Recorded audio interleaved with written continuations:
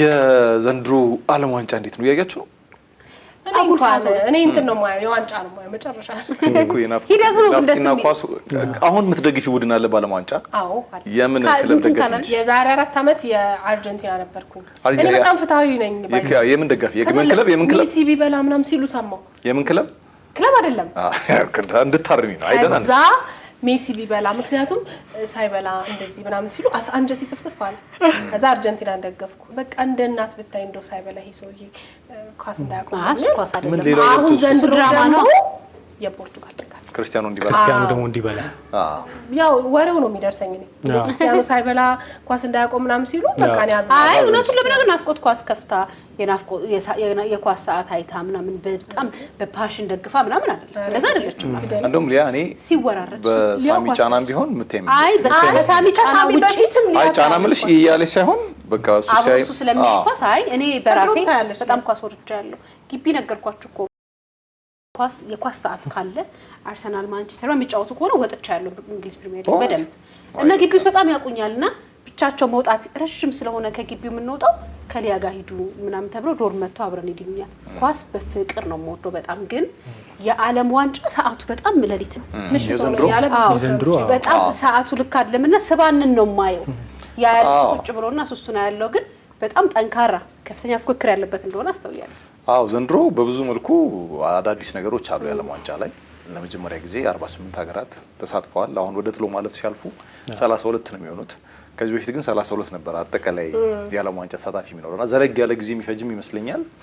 ጥሩ ፉክክር አለ ማይጠበቅ ሀገራት ተጨምረው ነው የበዛው። አዎ በፊት 30 ለምሳሌ የአፍሪካ ኮታም ትንሽ ነበር በፊት 5 አሁን ማን አለ ከሳውዝ አፍሪካ ውጭ ብዙ 10 ሀገር አለ።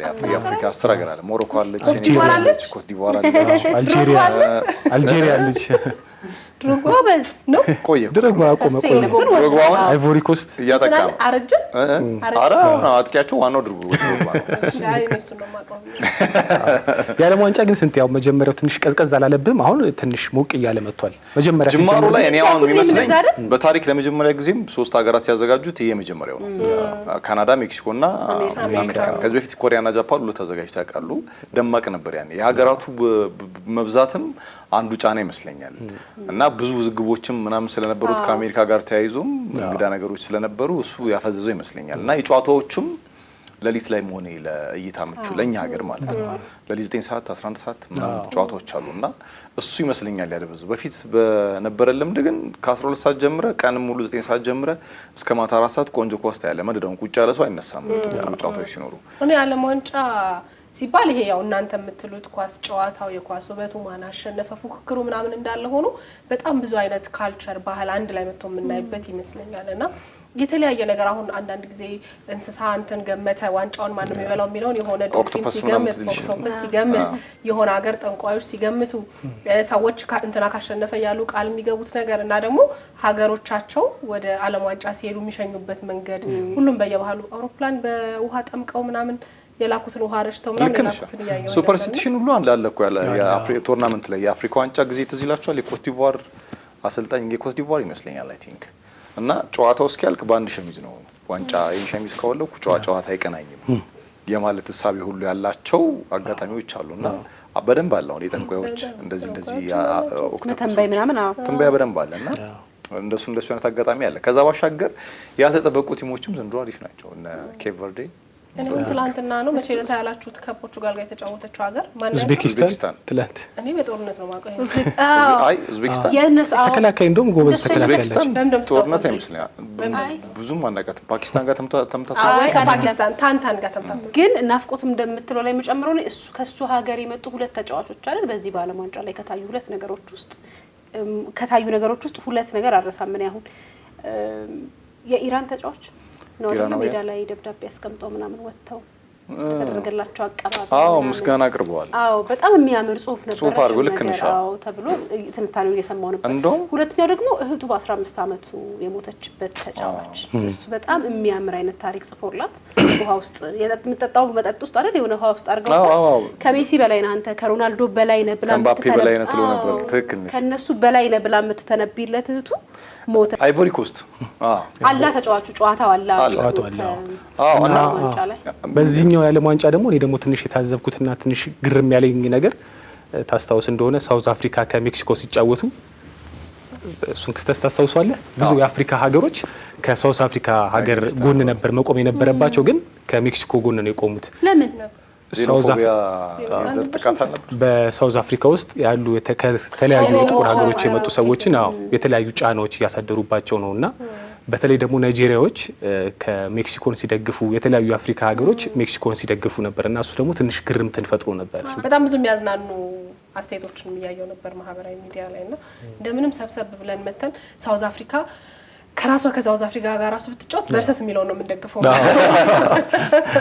ግን አንዳንድ ለየት ያሉ ገጠመኞችም ነበሩ። ይሄ ላይክ የማምሻ ዘመን ምላሽ የሚመስሉ ለምሳሌ የኬቨርዲ ግብ ጠባቂ አሁን በእግር ኳስ አመሻሹ ላይ ነው ያለው፣ ሊያበቃ 40 አመት ሆኖታል እና በጣም ክስተት ከሆኑ ግብ ጠባቂዎች መካከል አንዱ እሱ ነው ሀገሩን ካስከበረውና የሚገርማችሁ ሀገሩ ሊግ ላይ ሲጫወት በወር የሚከፈለው ደሞዝ $150 ምናምን ቢሆን ነው የሚያገኘው። በጣም አናሳ ብር ነው የሚያገኘውና የልጅነት ምኞቱ እናቱን በእንደዚህ አይነት መድረክ ወክሎ እናቱን እንዲያዩት ነበር። እናቱ መተው ያዩት አሜሪካ ላይ ያለው የቪዛ ኬዝ ምናምን ደግሞ ይታወቃልና እሱ አልተሳካም ነበር። የሱ ብቃት ታይቶ እሱ ለሚዲያ ያወራው ነገር በሶሻል ሚዲያ በጣም በስፋት ተዳሶ እናቱ አሜሪካ ገብተው እንዲያዩት የተደረገበት አጋጣሚ ጥሩ ነውና ይህ ሰውም ካሁን በኋላ በማስተዋወቂያ በመናምን ጥሩ ኑሮውን ሊያግዝ የሚችል ነገር ያመጣለታል ተብሎ ይታወቃል። ያው እድሜውም ከፍ ስላለ ለክለብ ገብቶ ላይጮት ይችላል። እድሜ ግን ከፍ ያለ ተጫዋች ስትል የሜሲ ሃትሪክ መስራት ክርስቲያኑ ማክሰኞ ለታ ሃትሪክ ይሰራል ምናምን ሲሉ ሰምቼ ነበር። ሳይሰራ ቀረ። ክርስቲያኑ 2 ጎል አገባ። የሚገርምሽ ለሃትሪክ የቀረበ ሙከራ አድርጓል። በጣም ጥሩ ነበር እንቅስቃሴ። ጫናም ስለነበረ በዚህ ሁሉ ጫና ማለት ስራ ላይ የነበሩ ናቸው። ረፍት ያደረጉ እንትኖችም አልነበሩም እኮና በጣም ሲሞገስበት የነበረው ይመስለኛል። ልክ ነው። እኔ ግን እንደማላወዳድራቸው ነው የምነግር። በየራሳቸው ችሎታ ነው ማደንቃቸው። አንቺ ግን የማናደንቅሽ አይገርምም? አልነጥላቸው አልችልም። በጣም ጎበዞች ናቸው። ሁለት ጎበዝ ነገሮች አሉ ብዬ ነው የማስበው። በቃ በአለም ላይ አሉ ኮምፔር ማታረጋቸው ሜሲ ሮናልዶንም በእውነት ላነጻጽራቸው አልችልም። በቃ ምክንያቱም በጣም ነው የምደመመው ሜሲን ሳየው በጣም ነው የምገረመው። የሚያረጋቸው ነገሮች የሚያፋቸው ለጎል የሚያበቃቸው ነገር ቲሙ ላይ ያለው እንትኖቹ ያለው ሪስፔክት የሆነ ጊዜ ላይ የእንትን ሰዓት ገዝቶ ሰጥቷቸዋል ነው አይፎን ሰጥቷቸዋል አይደል? ራሱ ክለብ ጋር ያለ ከዛ ደግሞ እዚህ መጣ ጉረኛ ምናምን ይሉታል። ግን ሰርቶ አስመስክሮ አለምንም ተጨማሪ ነገር ራሱ ላይ እየሰራ ነው። አሁን የሀገራችን አርቲስቶች እንደዛ መሆን አለባቸው በእውነት እኛን ጨምሮ የምለው ነገር ለምትፈልገው ሙያ ለገባህበት ሙያ እስከ መጨረሻው ድረስ ዋጋ ልትከፍል ይገባል። ሮናልዶ አላነጻጸራቸው ምን ለዛ ነው የዛኛው ተፈጥሯዊ ስጦታ ተሰጥቶ ነው እንደፈለገ ያደርጋል ኳስ። ይሄ ደግሞ በጥረት በግል ጥረት ግን እኔ ያልገባኝ ነገር ኢትዮጵያ ውስጥ ያሉ የሜሲና የሮናልዶ ደጋፊዎች ለምንድነው በጣም ደርቢ ጽንፍ ይዘው እንትን ይላሉ። ልክ ነሽ ማለት ሮቤል እንደ ሮቤል ስንታየው እንደ ስንታየው መደነቅ ይችላሉ። ሮቤል ለማድነቅ ስንታየው ማጣጣል የለብኝ ማለት አሁን በጣም ቋጥሮ ምናምን ያየው ነበር ፖርቹጋል እንድትሸነፍ ሜሲን የሚወዱት ሰዎች ነው። ለምን ሜሲም እንደ ሜሲ ያው ኳስ ውስጥ እኮ መበሻሸቅ ያለ ነገር የሆነ ለምሳሌ የቲሞች እንደ አርሰናል እንደ ማንቸስተር ቢሆን ቲምህ ነው ትደግፈዋለህ። ግን ይሄ ግን ፐርሰናል ሰዎች ናቸው፣ የየራሳቸው አቅም ያላቸው ጎበዝ ፕሮፌሽናሎች ናቸው። ለምን እንደ የራሳቸው አናደንቃቸውም ነው? ግን እንደኔና እንዳንተ ለማኳስ ሰው ጋር ጥሩ ሀሳብ ነው። አይሁን ጥሩ ግን የሚገርምሽ በጣም ይሄ ኤሊት የምትያቸው በተለይ ኳስ ላይ በደንብ እውቀት አላቸው የሚባሉ ሰዎች ኢቭን አይወዳድሯቸውም። ሁለቱንም ቆንጆ አድርገው ልክ ቅድም ሊያ እንደገለጸችው በየራሳቸው ኳሊቲዎች ንቋቸው የዘመኒ ኮከቦች ናቸው የሚሏቸው የፕላኔታችን የምንጊዜውም ምርጡ ተጫዋቾች እነሱ ናቸው የሚሉት ማለት ነው። እና እንደዛ ቢሆን አሪፍ ነው። በዘንድሮ የዓለም ዋንጫ ግን ብዙ ሪከርዶች እየተሰበሩ ነው። ለምሳሌ ሜሲ የምንጊዜውም የዓለም ዋንጫ ከፍተኛ ጎል አግቢ የሚለውን ሪከርድ ወስደዋል። ክርስቲያኖ ሮናልዶ ደግሞ በሁሉም የዓለም ዋንጫዎች ተሳትፎ ያገባ ብቸኛ ተጫዋች ሆኗል። ጎል 6 የዓለም ዋንጫ አስባችሁታል? 6 ጊዜ 6 በ4 ስንት ነው? ኦልሞስት 6 በ4 24 አመት ቆይታ ውስጥ ነው ማለት ነው። በ24 አመት ቆይታ ውስጥ ሁሉም ላይ ጎል በማግባት ብቸኛው ሰው ሆኗል። እና የዘንድሮ የዓለም ዋንጫ ብዙ ጎል እየገባ ነው። አስተውላችኋል? ሪከርድ ግን ስትል ብዙ ጎል እየገባ ነው። አዎ ስንት ሪከርድ ስትል ምን ትዝ አለኝ መሰለህ? ትናንትና ነው አንድ ጓደኛ ጫውተኝ እውነቱን ይሁን ውሸቱን እኔ እንጃ። ሜሲ ደግሞ በዓለም ዋንጫ ውስጥ ብዙ ፔናልቲዎችን በመሳት ሪከርድ ብዙ ፔናልቲ ሳተ በዓለም ዋንጫ እሱ ነው። ከብዙ መሳት በኋላ ነው ጎል ያለው ማለት ነው። እና በጣም ለሀገራችን ህዝቦች ደግሞ በተለይ ኳሱን ለሚወደው ቤተሰብ በጣም ጥሩ ጊዜ ይሆንለት ይመስለኛል። እንትኑ ክረምትና ዓለም ዋንጫ አብዛኛው ጊዜ እና ሰው በጣም በስሜት ነው የሚደግፈው። እና አሁን ከተማው ላይ መነጋገሪያ ሆኗል የዓለም ዋንጫ። ዓለምን በሙሉ ወደ አንድ መድረክ የሚያመጣ ይመስለኛል ዓለም ዋንጫ። ከዛ ላይ ሀገራቸው የሚሳተፉ ሀገራቸው የማይሳተፉም ሁሉም እንደኛም በጣም በሩቅም ያለ ነው ሁሉንም የዓለማችንን ህዝብ ወደ አንድ መድረክ የሚያመጣ ይመስለኛል። ከዛ ውጪ እኔ ብዙ ኳሱ ላይ ጎበዝ ስላልሆንኩኝ አርቱ ነው በደንብ የሚጠራኝ። በቃ መክፈቻው ስነ ስርዓት ላይ ያለው ሀገራት ራሳቸውን ለመግለጽ የሚሄዱበት ርቀት ከዛ ሙዚቃዎች በየአመቱ ልክ እንደነ ሜሲ እንደነ ሮናልዶ ደጋግሞ የዓለም ዋንጫ ላይ በመስፈን ሻኪራ ደጋግሞ በመስፈን ከዛ አንተሞቹ ራሱ በየአንዳንዱ የሚወጡት አንተም የነ ክናንን አስታውሳለሁ እኔ የሻኪራ ዋካ ዋካ ጄሎና ፒትቡል የጄሰን ዴሩሎ ጄኒፈር ሎፔዝ እና ፒትቡልም ብራዚል ላይ አይ ቲንክ ሌላ የማን ነበር 2014 ብራዚል የዓለም ዋንጫ ላይ እነሱ ነበሩ።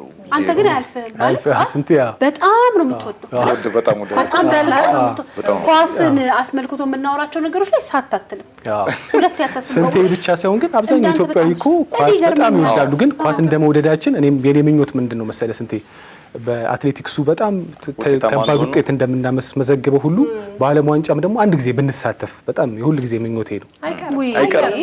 አሁን እኮ በደንብ ፕሮጀክቶች እየተሰሩ ነው። ትልልቅ ሰፋፊ እግር ኳስ ያው በዛሬ ተዘጋጅተ ለዛሬ አመት የምታደርሰው የትውልድ ፕሮሰስ ነው እና በዛ መንገድ እየሄድን ያለ ይመስለኛል። ብዙ ቦታዎች እናያለን። እንደውም አንዳንዴ ስንወጣ እኮ ህጻናት ልጆች በጣም የሚገራርም ጨዋታዎች ሲጫወቱ አይተናቀልና በእነሱ ተስፋ አድርገን እንከሳለን። በአፍሪካ ዋንጫ እንበላለን እናዘጋጃለን እንበላለን በቃ ተስፋ እናደርጋለን። አሜዎች አሉ። አሁን በየክፍለ ከተማው እኮ ሜዳ እየተሰራ ነው። ህጻናት አመቺ ነገሮች እየተመቻቸላቸው ነውና መሆኑ ደግሞ አይቀርም። ያው በዛ ትልቁ ህልም ቀድመን እየሰራንበት እንደሆነ ተስፋ ቢገባናል። እንግዲህ እኛም ዛሬ ቤተሰቦቻችን ጋር የምንሰነባበተው እንደዚህ የዓለም ዋንጫ ላይ በጣም በእውቀት የተደራጀ ትንታኔ በመስጠት ነው።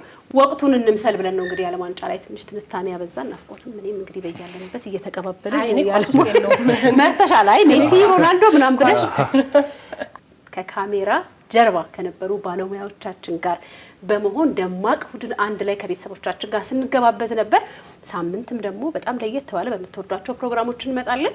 ስሙን አንናገርም። ዛሬም ግን ቆየት ባለ አንድ ተወዳጅ ሙዚቃ እሁድን አንድ ላይ ያበቃል። ሳምንት እንገናኛለን። የሳምንት ሰው ይበለን።